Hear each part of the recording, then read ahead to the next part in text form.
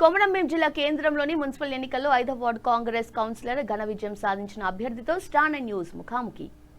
Welcome to star 9 news ఛానల్కు స్వాగతం. కొమరంభీం జిల్లా కేంద్రంలో మున్సిపల్ ఎన్నికల్లో 5వ వార్డు అభ్యర్థి కాంగ్రెస్ పార్టీ నుంచి విజయం సాధించిన అభ్యర్థి మనతో ఉన్నారు. వారి గెలుపైన మనతో మాట్లాడేందుకు నేను స్వప్నారాణి 5వ వార్డు బజార్వాడి రెహమత్ నగర్ నుండి కౌన్సిలర్గా పోటీ చేసి గెలుపొందాను. కుటుంబ సభ్యులు ఉన్నారు.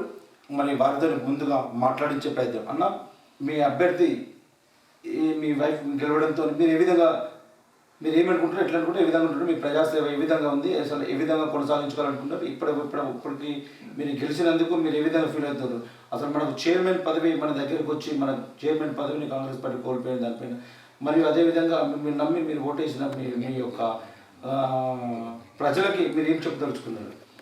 మొదటగా నేను 5వ వార్డు నుండి మా భార్య కౌన్సిలర్గా గెలవడానికి సహకరించిన ప్రతి ఓటర్ మహాశయులకు నా హృదయపూర్వక నమస్కారాలు.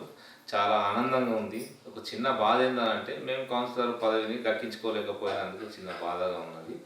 పర్లేదు, అదేం లేదు. మేము ఓటర్ మహాశయులకు అన్నింటికి మేము ఇచ్చిన విధంగా, మేము క్యాన్వసింగ్లో భాగంగా మేము ప్రతి ఓటరుకు గడప గడపకు మేము సర్వీస్ చేయాలనే ఉద్దేశంతో సర్వీస్ ఓరియంటెడ్గా మేము ఇది 5వ వార్డు నుండి కౌన్సిలర్గా నిల్చోవడం జరిగింది. ప్రతి వార్డు ఓటర్ మహాశయులకు ప్రతి వార్డులో ఉన్న సమస్యలను మేము ఉద్దేశంగా తీసుకొని వాళ్ళకు మేము గెలిచిన తర్వాత, ఈరోజు గెలిచిన తర్వాత చేసే పనులన్నీ చెప్పినాము. ఇప్పుడు తర్వాత నెక్స్ట్ డే రేపటికి వెళ్ళి మేము ప్రతి వార్డులో ఉన్న సమస్యల్ని మేము చూసి వాళ్ళకు సాల్వ్ చేసే దిశగా మేము పోరాడతాం. ఈ 5 సంవత్సరాలు మా ప్రజల మధ్యలో ఉండి వాళ్ళ యొక్క లోటుపాట్లు, వాళ్ళకున్న ఇబ్బందులు అవన్నిటినీ సాధ్యమైనంత వరకు, మాతో చేతనైనంత వరకు సేవ చేయడానికే సర్వీస్ ఓరియంటెడ్గా మేము వచ్చాము. నేను గత 10-15 సంవత్సరాలకి వెళ్ళి నేను సోషల్ సర్వీస్ చేస్తాను. ప్రతి ఒక్క ఓటర్కు తెలుసు. ఆ భావనతోటే, నా మీద ఉన్న అభిమానంతో ఈరోజు ప్రతి ఒక్క ఓటరు నా భార్యను గెలిపించారు. వాళ్ళందరికీ నేను కృతజ్ఞతలుగా ఉంటాను. నేను ఈ 5 సంవత్సరాలు నా భార్య నుండి ఏదైతే మున్సిపాలిటీకి సంబంధించిన సమస్యలు కానివ్వండి, వాళ్ళకి ఏ ఇతర సమస్యలైనా ప్రభుత్వం నుండి కానివ్వండి, వచ్చే లాభ నష్టాలు ఏవైతే ఇవి స్కీమ్స్ ఉన్నాయో అవన్నిటికీ ప్రతి పేద ప్రజలు, నా వార్డులో ఉన్నటువంటి ప్రతి లబ్ధిదారునికి అందే విధంగా నేను నా భార్య నుండి సహాయ సహకారాలు అందించే విధంగా నేను చూస్తాను. వ్యవస్థ ఇవన్నిటినీ నేను నా వార్డుకు సంబంధించిన ప్రతి గల్లీకి ఉండేలా నేను సమస్యను సాల్వ్ చేస్తానని చెప్తున్నాను. మీరు రాజకీయంలోకి రావడానికి అసలు గల కారణం ఏంటి? అసలు రాజకీయం ఎలా వచ్చారు? అసలు రాజకీయంలోకి ఎప్పుడు ఎంటర్ అయ్యారు? ప్రజాసేవలో పార్టీలో ఎప్పుడు ఎంటర్ అయ్యారు? అసలు సేవలోకి రావడానికి ప్రధాన కారణం ఏమిటి? మీరు కానీ మీ సతీమణి కానీ? అయితే మొదటగా నేను గత 15 సంవత్సరాలకి వెళ్ళి నేను సోషల్ సర్వీస్ చేస్తున్నాను. 2018లో రాజకీయంలో 15-16కి వెళ్ళి ఉన్నా. ఫుల్ ప్లెజర్డ్గా 18కి వెళ్ళి నేను రాజకీయంలోనే ఉన్నాను. నా ప్రధాన సమస్య మెయిన్ ఉద్దేశం ఏంటంటే, ఇప్పుడు సోషల్ సర్వీస్ చేస్తున్నాను, నా మట్టుకు నేను పబ్లిక్కి సర్వీస్ చేయగలుగుతాను. అదే పార్టీ పరంగా నేను ఉంటే పార్టీ నుండి వచ్చే లబ్ధి అయినా ఏదైనా ఉన్నాయో, ఇవైతే పథకాలు ఉన్నాయో డైరెక్ట్గా ప్రజలకు అందే విధంగా ఉండాలన్న ఉద్దేశంతో నేను పార్టీలో ఉండడానికి గల ప్రధాన కారణం. రాజకీయంలో, ప్రజాసేవలో మీరు చేసిన సోషల్ సర్వీస్లో ఈ రెండింటిని డిఫెండ్ చేస్తే మీకు ఏమనిపిస్తుంది? ఇప్పుడు మీరు గెలిచారు కదా, ఇప్పుడు దానికి దీనికి ఎలాంటి డిఫెండ్ అనిపిస్తుంది అసలు?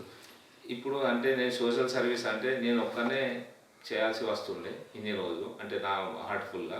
ఇప్పుడు పార్టీ కూడా నాకు తోడైంది కాబట్టి రెండు బలంగా ఉంటాయి. నేను పబ్లిక్ చేయాలనుకున్న నా సొంతగా చేయొచ్చు, పార్టీ పరంగా వచ్చే లబ్ధి ఏదైతే ఉన్నదో, అది స్కీమ్స్ ఏవైతే ఉన్నాయో డైరెక్ట్గా వాళ్ళకు అందే విధంగా. ఎవరైతే నేను ఇప్పుడు సోషల్ సర్వీస్ బిలో పవర్టీ, చాలా తక్కువ పేదవాళ్ళకి ఏవైతే అందాలో పథకాలు అవి అందే విధంగా నేను దృష్టి సాధించవచ్చు. నాకు ఒక రైట్స్ అనేటివి ఉన్నాయి. ఇప్పుడు ఒక వార్డ్ కౌన్సిలర్ని కాబట్టి, పార్టీ పరంగా ఉన్నా కాబట్టి నేను దాని గురించి బలంగా కొట్లాడి పేద ప్రజలకు అందే విధంగా నేను చూసుకోవచ్చు. ఇంతకుముందు సోషల్ సర్వీస్ కాబట్టి సర్వీస్ ఓరియంటెడ్, నాకు అంత పెద్దగా నాకు ముందటి వ్యక్తి నుండి ఆఫీసర్ నుండి కానీ దేని నుండి కానీ అంత స్పందన రాకపోతుంటుండే.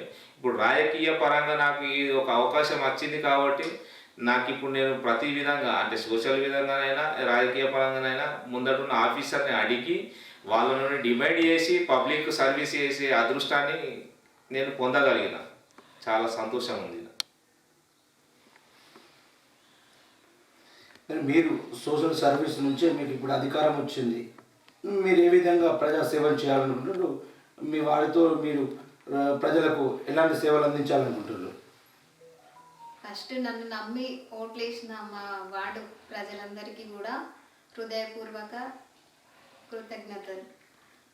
అది నా నా తరపున నేను ఏం చేయాలనుకుంటున్నానంటే, ఫస్ట్ ఎవరికైతే ఈ ప్రభుత్వాల నుండి వచ్చే లబ్ధి ఏమైతే ఉందో అది ఎవరికైతే అందట్లేదో వాళ్ళకి ఖచ్చితంగా అందేలాగా చూస్తాను నేను. ఫస్ట్ డ్రైనేజీ ఇదైతే అస్సలు బాగాలేదు.